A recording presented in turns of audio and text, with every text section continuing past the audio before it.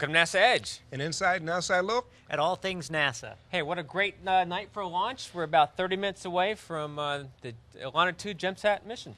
The rocket is fueled, but I'm a little low on caffeine. It's very late, and I'm hoping that the enthusiasm will carry us all throughout the rest of the night. We're NASA Edge, and we're happy to be here in Lompoc, California, and we'll be joined shortly by a friend of the show and special co-host, Tiffany Nail. Absolutely. And in fact, we're going to be covering CubeSats today. That's the topic of our show. Yep. This is part of an NRO mission. Unfortunately, we have 12 CubeSats launching, and NASA has 2 P-pods that we're going to be focusing on. Yeah, and we've actually done several shows on CubeSat, but what's really special about tonight is we're actually going to witness them launching into space, and then later in the broadcast, much later, like 3 hours after the show, we're going to come back and see them actually deploy in space. So it's a very kind of complete picture of CubeSats now. And we actually have a college who's actually launching the very first CubeSat tonight. Yes, the College of... I can tell you who your best customers are. I can discover the latest market trends, identify a stolen credit card. I can even uncover manufacturing defects. And tell you how to fix them! I have the answers that your organization needs. These guys, to them, I'm just an overwhelming collection of customer transactions, payment data, social media, risk calculations, emails, tweets that they ignore. Hey, no big data, not powerful analytics, swimming in a sea of data. These guys. With high-performance analytics from SAS, you'll not only control your big data, you'll discover insights about your business you never knew existed. SAS, the power to know. I'm right here. And as you know, NASA is very big on these STEM activities, Universal science, time. technology, The team is and counting down mathematics, for the right? launch of And SpaceX's also, it's first training our current geosynchronous workforce. transport Start up the flight computer has control of the vehicle. Since 2007, there's several success stories of these students that work on these CubeSats that have gone into industry, working with new industry partners, or actually coming to NASA and is working for NASA now. Now, you call this program the ELaNa program? Yeah, Educational Launch of Nanosatellite. And it got its name back in the beginning because the key is education. So you have the CubeSat Launch Initiative. That's where we make the selections. Okay. So the priority list comes to me. I pick the list up and I say, ooh, who can I go fly on?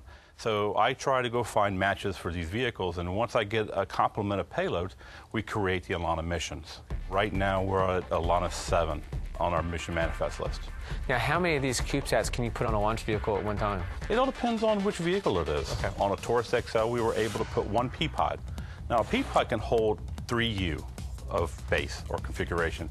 Now, that could be 3 1Us or 1 3U CubeSat size or configuration of those. On other vehicles, like an Atlas V, we can put 8 P-pods on that vehicle. Oh, wow, okay. On Delta IIs, we were able to put 3 P-pods. So this depends on which vehicle it is, the space allocated to us, and the amount of mass of performance left over from the primary. For the students, I mean, they're getting experience in building a satellite from the operations side, but also they're learning new science. But from your side, what are you getting out of it? Well, part of the project or the program is for the data that's collected from these spacecraft, NASA gets this information. So when we put one of these spacecraft up on orbit and it's studying space weather, NASA gets this data back, and we can identify it, we can analyze it and say, hey, this is some pretty good stuff. We want to take a bigger spacecraft and go do that region. Nelson Mandela was one of the stellar Or figures we can of take our a look age. at new technologies, like we can fly a new processor chip, put it on orbit, see how fast it really does work on orbit, and then take that chip and then go put it in a big spacecraft. If I'm a university and I want to test a piece of material in space, they have to go through all the protocols that is necessary for that piece of material to fly into space, though, right? Yes. Okay. They have to meet the same requirements as the primary spacecraft. Okay. Actually, a little bit stricter, because we have to ensure that the CubeSat and the P-pod themselves, the carrier, will not cause any harm to the primary spacecraft or the launch vehicle itself. So what's an example of a pretty exciting experiment that was done using a CubeSat? RAX-2, it flew on an MPP mission, and it was able to detect some space weather activity for the first time measured from space. Wow. Now, we measure from the ground, but they've actually measured from space. Another one, CXBN, has a sensor on it that's measuring a energy region in space that NASA has never studied before. And these are, very small, first of their kind, and there are problems with these. You get up there, you experience problems. That's what the whole idea is. Right. You learn from these things. And so there's a CXBN2 probably going to come down the pike and say, hey, we're going to make it better testing.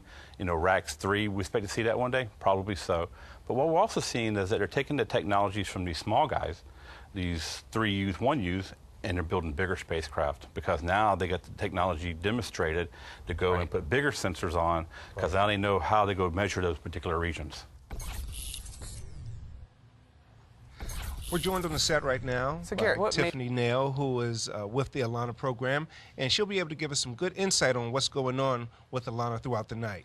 Yeah, and Tiffany, with about 22 minutes before launch, can you give us a status update? I'd be happy to, Blair. So far, the rocket is completely fueled, and right now they're probably conducting a weather briefing to make sure weather and cumulus clouds and everything that's associated to weather is good. And then our next step will be at T-minus 4 minutes, we'll go into a 10-minute hold. So that's probably our next major milestone. That's a 4-minute hold just to make sure Franklin can get outside and get a nice camera shot for the launch. No, Blair, when I say T-minus 4, there's still a 10-minute hold within that. Oh. But that's okay. All right. Well, we'll take what we can get. I figured you would. Now, Tiffany, tell us a little bit about ELaNa. Right now, this is, from what I understand, the fifth launch of CubeSats. But the mission that we're covering tonight is called ELaNa II. That is correct. Explain how that happens. So with any mission, I think this is kind of best reference to shuttle. You get a number associated to it, and then things happen. The manifest changes, maybe a rocket is canceled. Therefore, everything kind of goes out of sequence. So it's no longer chronological order. It's whatever works out for the manifest, the rocket, and then the CubeSats being ready as well. And the good news is that obviously for ELaNa II, we're ready to go, so we're past all of that. But you got to imagine that it's kind of interesting for all the students and all the schools that are here. They're at that point where they're going to see all their work come to fruition. And it's interesting, a couple of weeks ago we were in Brooklyn at Medgar Evers, and we talked to Charmaine Austin, one of the professors there who helped develop CUNYSAT 1. So why don't we go now and take a look at the interview Chris did in Brooklyn.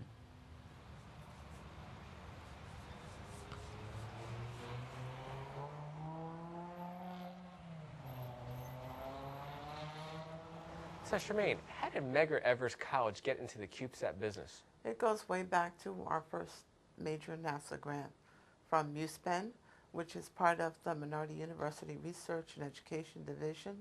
And my program manager at that time, James Harrington, constantly told us, you have to learn how to fly, you have to learn how to fly because that's what NASA does. And he actually tried to give us a workshop so that we could start thinking about doing missions, mini missions, university missions, partnering with other people. And that never came to pass, but we did have an opportunity to send some students to work on other NASA missions, and we wanted to broaden the scope of that. So our first step in broadening the scope was our BalloonSat program. Tell me a little bit about BalloonSat. BalloonSat programs are run at a number of colleges and universities, not only in the United States, but worldwide. Basically, you put payloads on sounding balloons with communications equipment, GPS receivers for tracking.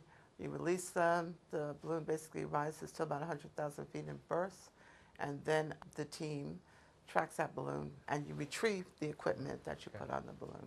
So all this experience that you've accumulated with BalloonSat kind of paved the way to get into the CubeSat business? It was sort of the next step. I mean, once we got into the CubeSat business, we realized that was just a little teeny bit of experience for developing a CubeSat. Kind of take us back to the beginning, the first day of working on the CubeSat till now. I mean, what was that experience like? Well, the first days were very difficult and challenging. We knew absolutely nothing. We started from scratch. I was working in a group of faculty, computer science, electrical engineering, mechanical engineering, and we were all sort of learning this from scratch. And it was really difficult to mentor students as a result, because we were like one chapter ahead of the students. So it really took a lot of work to get that up and going. How did you get the students to get interested in the program? We recruited them. We asked them, do you want to try your hand at participating in a subsystem for a CubeSat. And they said yes. I understand that you have other universities helping you on this project. Oh, yeah. Well, first of all, we have students from CUNY, from different CUNY colleges that are participating. You say CUNY. What do you mean by CUNY? CUNY is the City University of New York. It's a public university with 19 senior community colleges and a PhD program. From Medgar Evers' perspective, you were able to recruit other students from local universities in the city. Right. Now, we have had CUNY-wide grants before, where we've worked with a number of colleges and students from a number of colleges. So we have built up a lot of relationships over the years that we were able to use here. We have the United Technologies Aerospace System in Danbury, Connecticut, that helped us with all of our testing, our final testing, random vibration, and our thermal vacuum bakeout. And we have very close ties with the University of Vermont. They actually participated with us in our balloon sat for many years. And so they just moved right into the CubeSat with us. Approximately how many students have actually been through the CubeSat program? I think it's over 40. Oh, you wow. know, some students come just for a summer, others come for a semester, some come for a year. The longer they stay, the better the experience is. It continues to be challenging. It's kind of hard to predict because the launch is going to be happening here pretty soon. What's going to be sort of your state of mind? You going to be nervous? Yes, very. I'll be like this. You know, obviously it's our first effort. We've done everything we can possibly do to test it, to verify that it's going to work. But, you know, there's still the nerves, you know, until we hear from it, you know, we'll be very nervous. And I understand that you're already starting to work on a second CubeSat project. Yeah, you know, it's kind of funny because as soon as we delivered, and I took a vacation, I couldn't wait to start the second one. I felt like it was a learning experience. We made a lot of mistakes.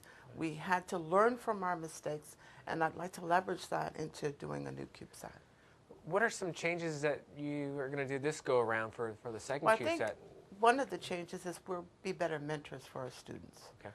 You know, it's really difficult when you're starting something from scratch to mentor the students in the best possible way. Do you see the enrollment or the enthusiasm increasing from the students? Yes, there's a lot of, you know, students are talking about it to their friends. You know, newer students have come up to me and said, I want to be part of the satellite project. What we want to do, the next one, is we want to engage high school students, you know, give them a module that they can design. I had a lot of high school students ask to participate in this CUNYSat 1 CubeSat, but we really didn't have the experience to bring them on in a meaningful way, and I want to do that in the next one. Can we see the CubeSat now? You can't. It's on the rocket right now. In fact, we haven't even seen our CubeSat for like 6 months. I'm actually going through CubeSat withdrawal now. And I understand it's in a 1x3 Peapod that has Cal Poly and University of Michigan. You're actually in between them. Yes, we are in between them. You got your school flag on the Peapod? Well, we figured since we're the first ones to fly out of New York City, we'd just do the New York City thing with the Statue of Liberty and the whole bit as our logo. Dr. Austin and those kids have done an incredible job bringing that program from a balloon sat program all the way to a CubeSat program, culminating in a launch tonight. Hats off to those guys. Tremendous work.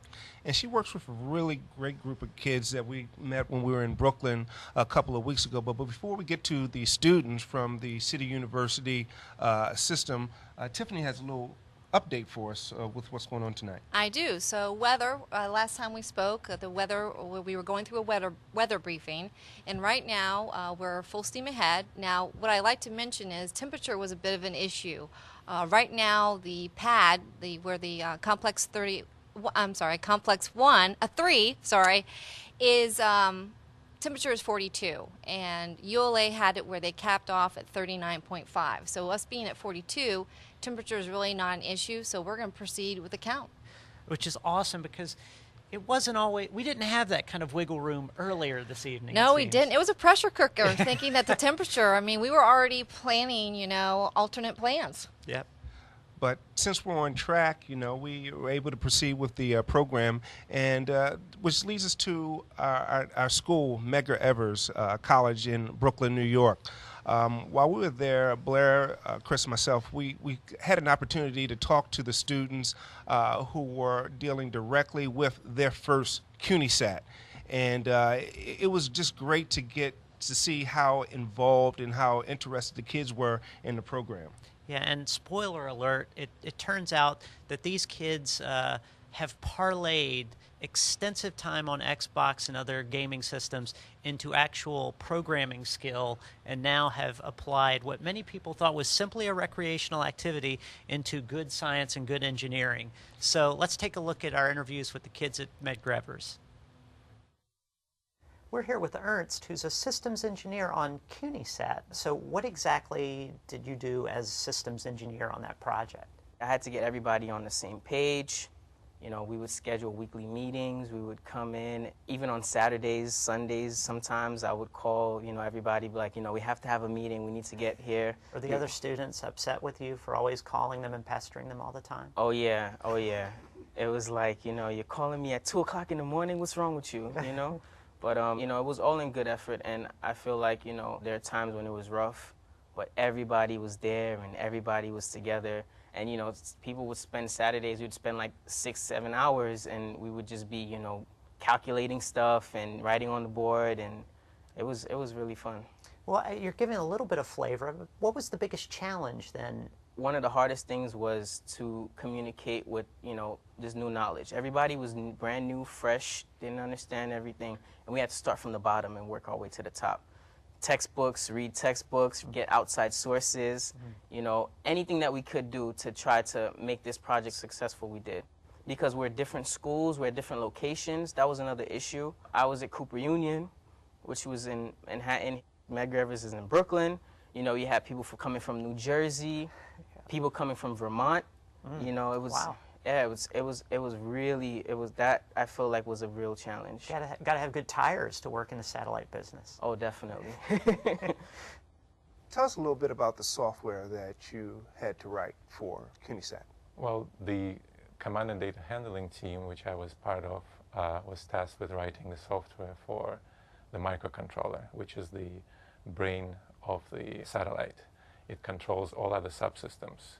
So it has to juggle, in essence, to make sure that the satellite is functioning properly as it orbits the Earth.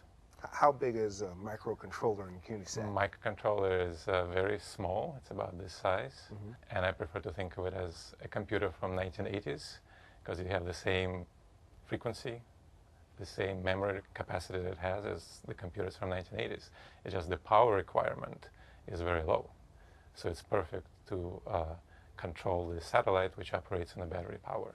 The actual microcontroller is manufactured by Texas Instruments, and it is a modern microcontroller. They manufacture a family of microcontrollers that you can find in all electronics devices. You can find it in medical equipment, I think even electric razors, and they control a lot of equipment.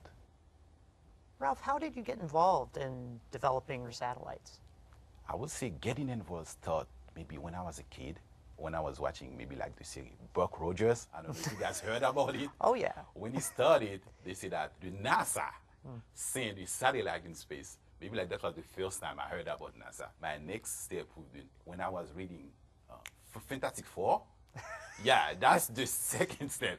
That's where, you know, you got the taste for it. Yeah. Because before you get involved with something, you got to love it first. Are you sure that you're not really just hoping that some lab accident will happen and you'll be given some superpowers that would enable you to be a superhero? Because that's what I'm hoping for. I don't know if that's what... No, sometimes I burn some little component. Yeah, those little accidents happen. But big accident, dangerous situation, not yet. In the wink of an eye, his life support systems were frozen by temperatures beyond imagination. Cynthia, you're a project manager on CUNYSAT. I also understand that your role is not quite over with CUNYSAT. When it deploys in space, there's actually some data collection. So what's going to happen once CUNYSAT deploys from your standpoint? Well, it's going to be admitting CW, which is Morse code. And in order for us to mess with a transceiver, we need to have a license. And I did take amateur radio license for that reason, to be able to operate the transceiver and see if we can get anything from there. So you'll actually verify from a ground station that you're listening to CUNYSAT. How will you know that you're hearing CUNYSAT and not a different satellite? Well, there's this GEMSAT track, which it's going to basically tell us the position and when it's going to have an overpass on our ground station. So that's how we're going to actually track it. And you'll just try to pick up this Morse code Yes, when we're it's gonna in try, the track? yes, we're going to try to pretty much position the antennas the right way, and hopefully we're going to pick it up. So what's the message that you expect to hear from CUNYSAT? Basically, if we're still alive, this is the power, you know, everything's fine, that kind of thing. Oh, so it's not just sending a signal. You're going to send certain signals saying that different subsystems are working, and you know Morse code well enough to determine whether or not... I'm still working on that one. Well, see, you can actually, with your computer programming skills, you can write an app that will interpret Morse code, and then... That's an idea, yeah. How did you get involved in programming and thus involved in satellites? In the beginning? Yeah, sure, from the beginning. Well, I was an 80s baby, so I grew up with cartridges, game cartridges. So I grew up with Mario, I grew up with Street Fighter, and... You struck me as a Street Fighter. Really? Yeah, I sensed that. Yes, I love Street Fighter, Mortal Kombat, all those. And one day I discovered that I can code for games, and I didn't realize that until later on in my life. So that's how I initially got into programming. Now it's a little bit different. I just do it because I enjoy it. But yeah, that was the initial spark. Is there anything that you've done here that has been something that you never thought you'd do with the CUNYSAT program?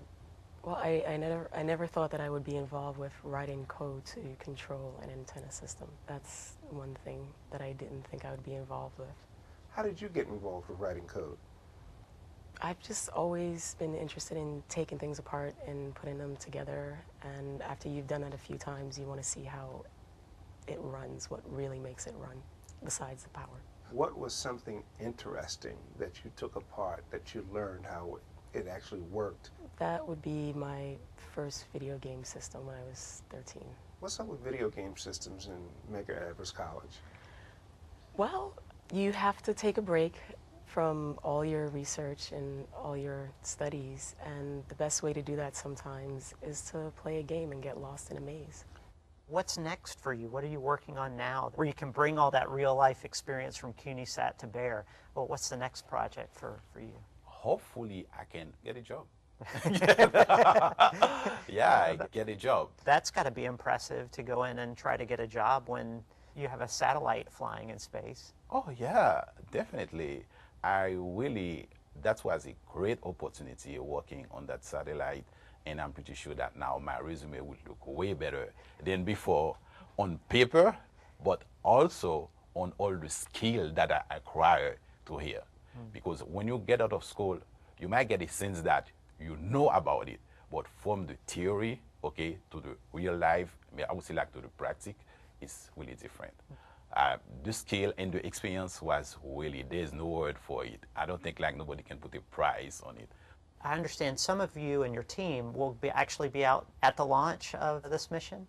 Yes, for our team, this is the first time many of us are going to actually see a launch live. And the excitement is overwhelming.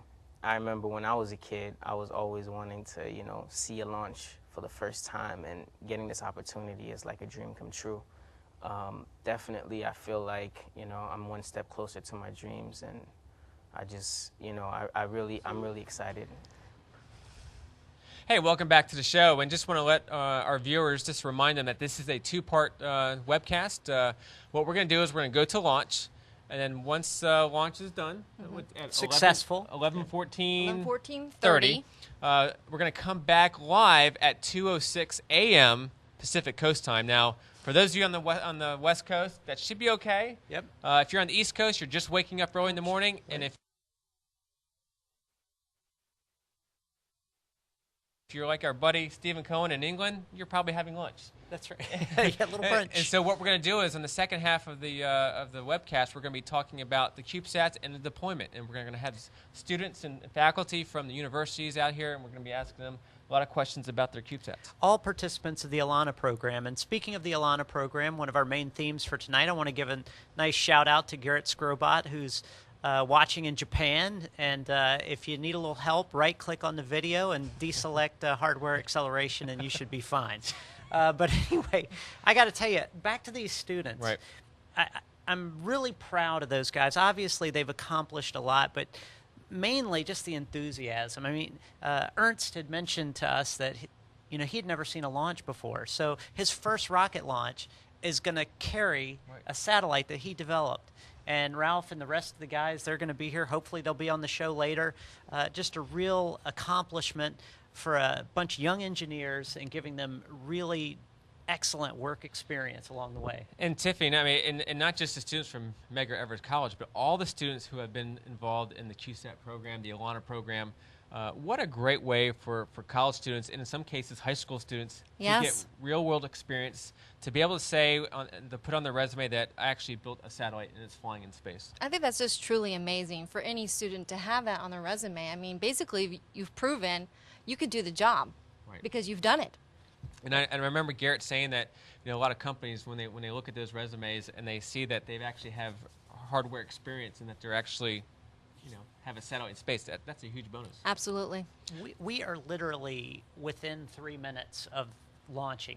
I don't know about you guys, but I'm nervous and excited and thrilled and proud and all those things all at the same time. This awesome moment. Well, before we actually go to the program feed to actually see the launch, is there one final update? Do we have any? Yes. Basically, they did the final poll by ULA for the Atlas V team, and they've given approval to proceed. So with the terminal count, so we're going, and it's going to happen tonight. Tiffany, are you pushing the launch button? No, Blair, sadly I am not. I really want to know somebody that pushes the launch button. That would be really cool. Well, I tell you what we're going to do. Franklin's outside right now. What Franklin's going to be doing is going to be taking a long exposure picture of the launch, and hopefully we can share that in the second half of the show, which would be pretty cool. But let's get ready. Let's go to the program feed, let our viewers see the countdown. And what we're going to do is go outside, see the launch ourselves, and we'll come back after the launch. Just afterwards, it'd be perfect. After a successful launch of ELaNa II GEMSAT. You're watching NASA Edge. An inside and outside look at all things NASA.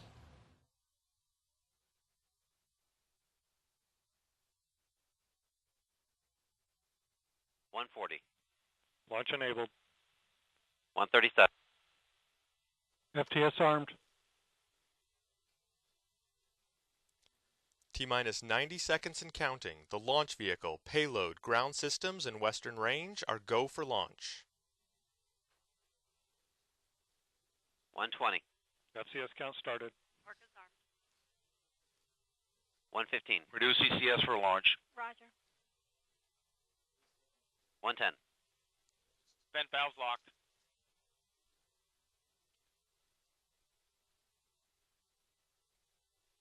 T-minus 1 minute and counting. Report range status. Rock range is green.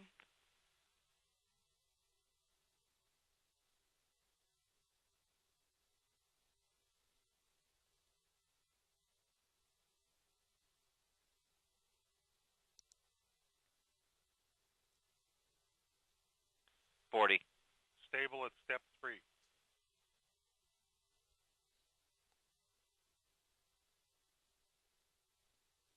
T-minus 30 seconds. 28. ECS reduced for launch. Roger. Status 25. check.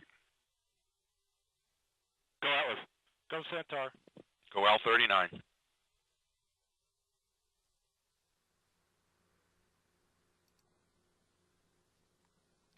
T-minus 10, 9, 8, 7, 6, 5, 4, 3, 2. Well, you have RD-180 ignition and liftoff of the United Launch Alliance Atlas V rocket carrying the NROL-39 mission for the National Reconnaissance Office. 180 engine operation looks very good. Booster PU is in control.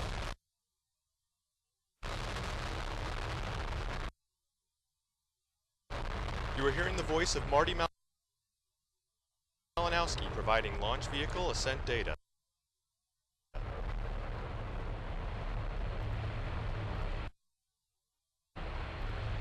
Pitch program has begun. Body rates look very good.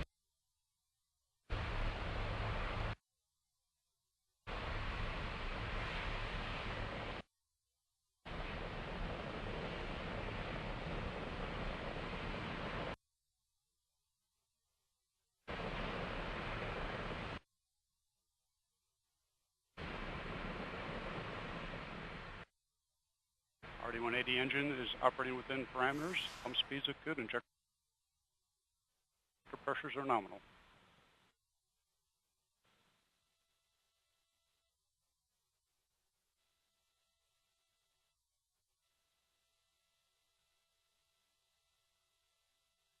Booster is now flying at 0 angle attack phase of flight. Body rates look good.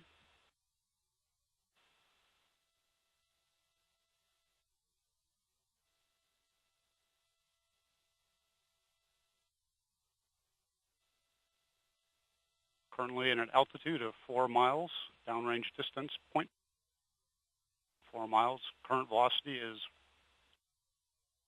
1,023 miles per hour. Mach 1.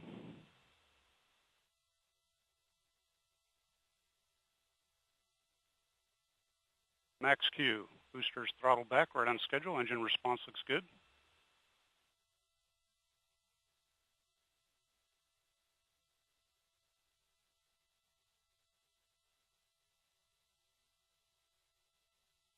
Coming up on our alpha bias steering phase of flight. Body rates continue to look good, controlling right down the middle. Tank pressures are stable. And we have begun the alpha bias steering portion of flight. Vehicle response looks very good. RD-180 injector pressures are within band. Pump speeds look good.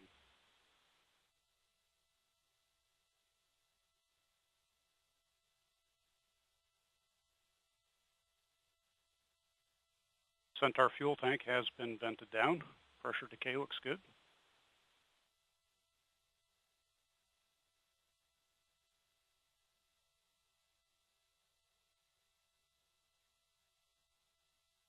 And we fired the RCS pyro valve. That system's pressurizing flight levels. Signatures look good. Currently accelerating at 2.9 Gs.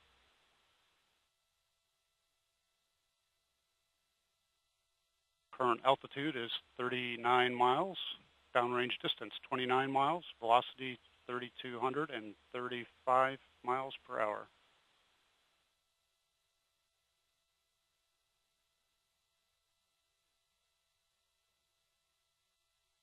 Booster has begun to throttle back.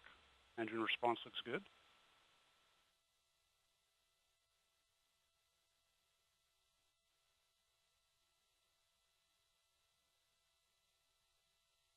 Coming up on payload fairing jettison momentarily.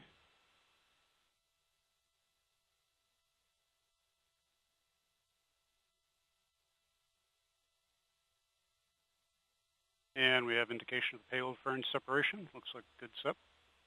And CFR deck jettison.